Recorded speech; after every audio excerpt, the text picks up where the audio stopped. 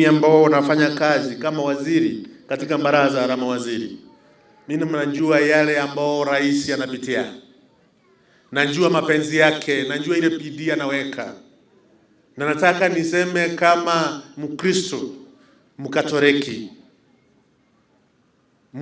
Mkatoliki ambaye amesomea Catholic University of East Africa, ambaye amesaidiwa na mapandre kulipa karo pale Catholic University of East Africa, ambaye amesaidiwa pia kushikwa mkono na aliyekuwa Bishop wa Embu Sai Kano John Joe. Mimi niko na heshima kubwa sana kwa kanisa, niko na heshima kubwa sana kwa bishops wetu, hasa Catholic bishops. Najua saa zingine mimi hufuatilia yale bishop wangu ambao wanasema, jameni, vile ndugu yangu amesema mheshimiwa pale katika baraza la mawaziri, ni mimi Mkatoliki na napaswa niseme kama Mkatoliki.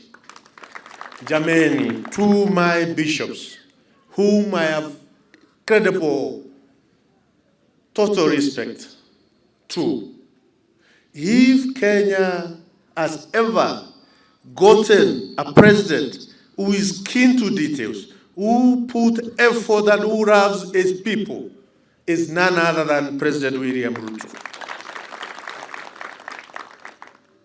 who has the true heart of this nation to his heart.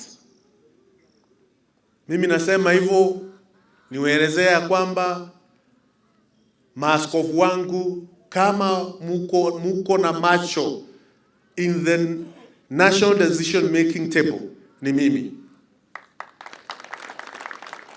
And I can say, as someone who has benefited from bishops, someone who has gone to a Catholic university for higher training, this nation is in the right hands of one President William Ruto. Kwa hivyo jameni, hata kama mnakosoa serikali, ni vizuri kukosoa serikali, ni vizuri kusema yale ambao inaweza kuwa iende vizuri, but we are supposed to do so tukikumbuka hata Yesu Kristo hakuwa anakosoa ni kama anapomoa, anakosoa lakini anajenga. Kwa hivyo tukosoe serikali ndio, lakini vile vile tuikosoe tukihakikisha kwamba tunajenga.